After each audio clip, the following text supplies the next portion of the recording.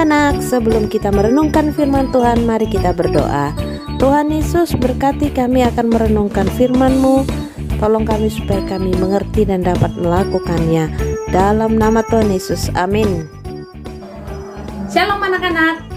Pada pagi hari ini Losemiske mau bercerita tentang Musa. Musa sudah dipersiapkan oleh Tuhan sejak dia masih bayi untuk melakukan satu pekerjaan yang besar. Itu rencana Tuhan buat Musa. Kita baca yuk ceritanya dari Keluaran pasal 1 ayat 1 sampai Keluaran pasal 2 ayat yang ke-10. Losemiske akan bercerita untuk kalian.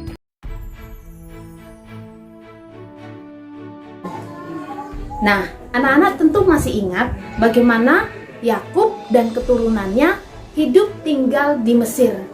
Pada waktu di Mesir, keturunan Yakub bertambah banyak, berkali-kali lipat, sehingga jumlah penduduk di Israel lebih banyak daripada jumlah penduduk Mesir. Dalam keadaan seperti itu, ada raja baru yang tidak mengenal siapa itu Yusuf. Raja baru ini tidak suka bangsa Israel jumlahnya terlalu banyak. Dia khawatir suatu saat bangsa Israel akan menjadi musuh bangsa Mesir. Oleh karena itu anak-anak, dia mencari cara bagaimana caranya supaya bangsa Israel ini berkurang.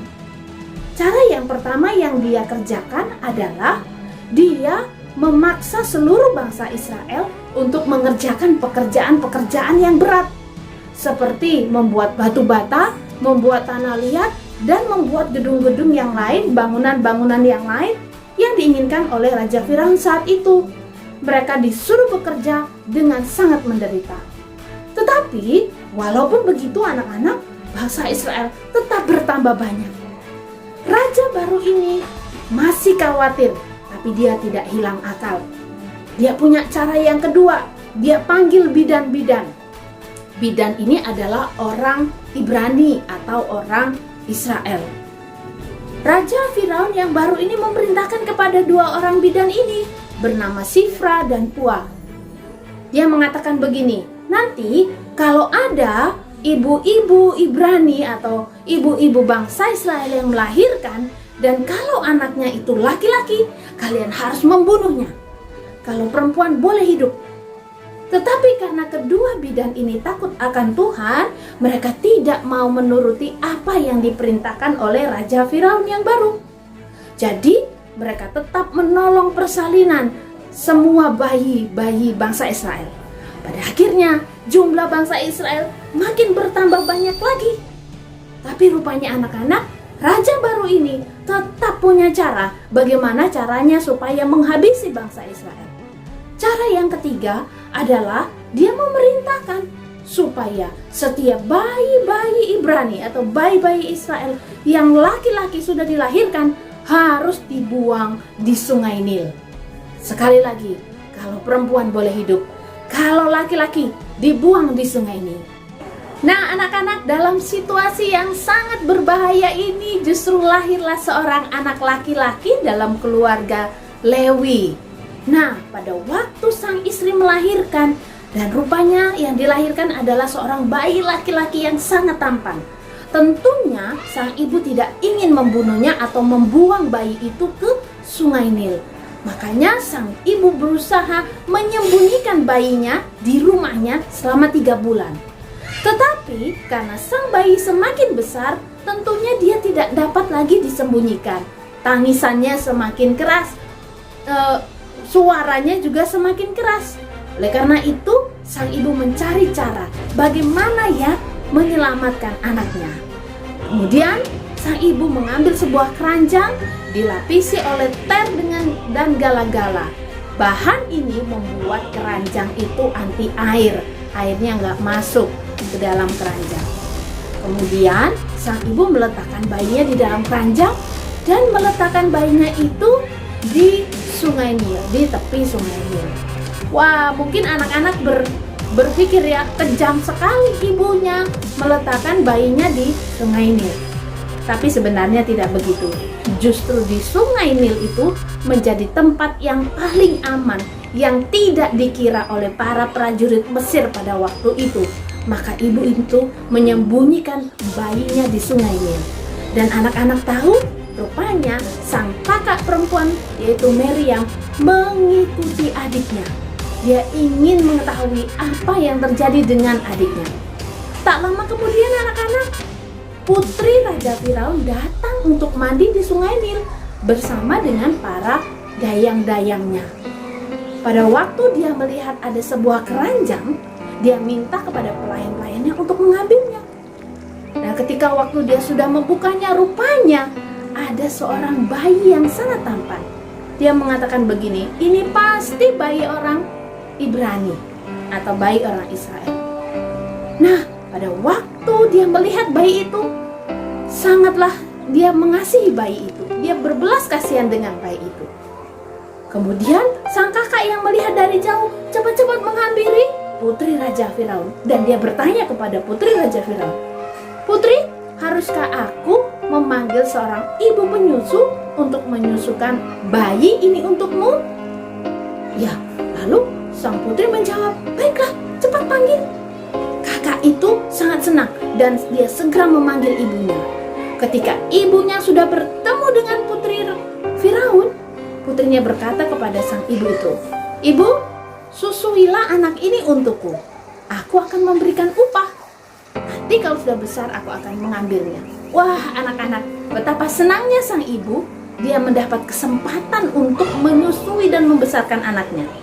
Akhirnya, bayi itu dibawa oleh ibunya, disusui oleh ibunya, dan dididik sampai ia besar. Kemudian dikembalikan kepada putri Raja Firaun. Dalam kerajaan Firaun, sang bayi ini pun dididik dengan sangat baik, sehingga dia nantinya menjadi orang yang hebat. Nah, siapakah bayi ini? Sang putri memberi nama bayi ini Musa. Kenapa? Karena ia telah diangkat dari air. Anak-anak, Tuhan Allah merencanakan suatu rancangan yang sangat istimewa untuk bayi Musa.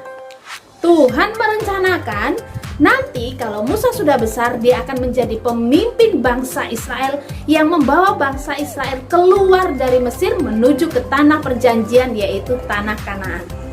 Untuk itu, Tuhan menyelamatkan Musa dari kematian. Bahkan Tuhan membawa Musa ke kerajaan Firaun. Di sana Musa dibesarkan dengan sangat istimewa, sehingga dia siap untuk menjadi seorang pemimpin bangsa yang besar. Nah, apa rencana Tuhan buat kita? Pasti ada. Tuhan merencanakan dan merancangkan kita semua menjadi pemimpin-pemimpin bagi dunia ini. Oleh karena itu, Tuhan mempersiapkan kita sejak hari ini, sejak kita masih kecil. Kadang-kadang persiapan Tuhan terasa enak, tapi bisa jadi terasa tidak menyenangkan. Sama seperti Musa, dia harus dibuang, dia harus terpisah dari orang tua. Tetapi anak-anak harus yakin bahwa Tuhan sanggup untuk memelihara kita, supaya kita besok-besok besar sampai kepada rencana yang Tuhan inginkan. Jadi jangan khawatir ya. Kalau hari ini anak-anak disuruh belajar, belajar. Kalau anak-anak hari ini disuruh berusaha, berusaha. Kalau anak-anak hari ini disuruh untuk membersihkan rumah, latihan bersihkan rumah. Supaya apa? Besok besar kita terlatih menjadi seorang pemimpin. Itu yang Tuhan rencanakan buat kita. Tuhan Yesus memberkati.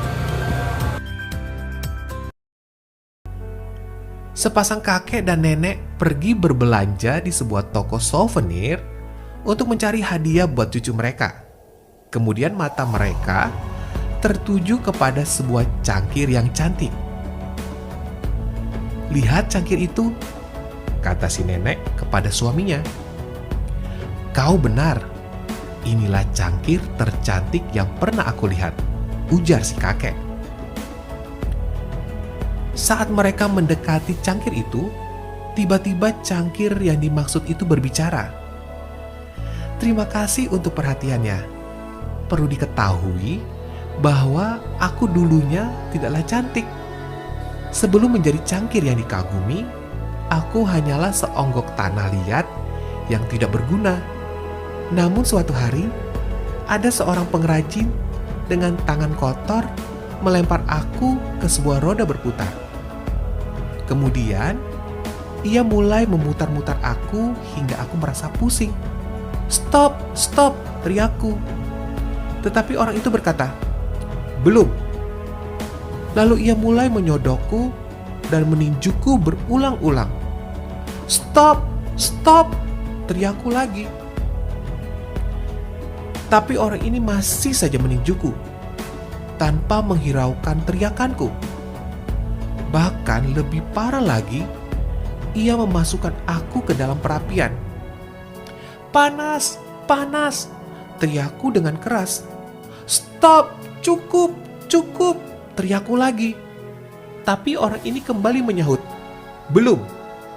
Akhirnya, ia mengangkat aku dari perapian itu dan membiarkan aku sampai dingin. Aku pikir, selesailah penderitaanku. Tapi, ternyata belum. Setelah dingin, ia menyerahkan aku ke seorang wanita muda dan ia mulai mewarnai aku. Asapnya begitu memualkan. "Stop, stop," aku berteriak. Wanita itu berkata, "Belum." Lalu ia memberikan aku kepada seorang pria dan ia memasukkan aku ke perapian yang lebih panas dari sebelumnya. "Tolong, tolong, hentikan penyiksaan ini." Sambil menangis, aku berteriak sekuat-kuatnya. Tapi orang ini tidak peduli dengan teriakanku. Ia terus membakarku. Setelah puas menyiksaku, kini dibiarkannya diriku menjadi dingin. Setelah benar-benar dingin, seorang wanita mengangkat dan menempatkanku di dekat kaca. Aku melihat diriku dan aku terkejut sekali.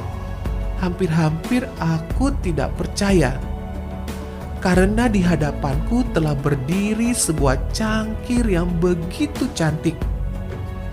Semua penderitaan dan kesakitanku yang lalu menjadi sirna tak kala aku melihat diriku sekarang ini. Sama seperti cangkir itu, Allah memiliki rencana buat kita masing-masing. Mungkin di antara kita ada yang Tuhan rencanakan menjadi cangkir yang cantik atau sebuah teko yang cantik. Supaya kita bisa menjadi cangkir atau teko yang cantik di kemudian hari, Tuhan mempersiapkan kita mulai dari kita kecil. Terkadang kita dalam keadaan sakit, sedih, atau dalam keadaan kesulitan. Sekalipun demikian, Tuhan Allah mengirimkan kita orang tua, guru, dan orang-orang di sekitar kita untuk memelihara kita. Sampai pada suatu saat kita mencapai rencana yang Tuhan tujukan buat kita. Mari kita berdoa. Tuhan, kami bersyukur untuk pemeliharaan Tuhan sejak kami kecil. Kami tahu bahwa terkadang tidak mudah, tapi Tuhan menyertai kami. Dan kami bersyukur bahwa Tuhan sudah merencanakan suatu rancangan yang indah bagi masa depan kami. Kami akan menjadi pemimpin bangsa yang akan mengubahkan dunia ini menjadi seturut dengan apa yang Tuhan mau. Terima kasih Tuhan Yesus, dalam nama kami berdoa. Amin.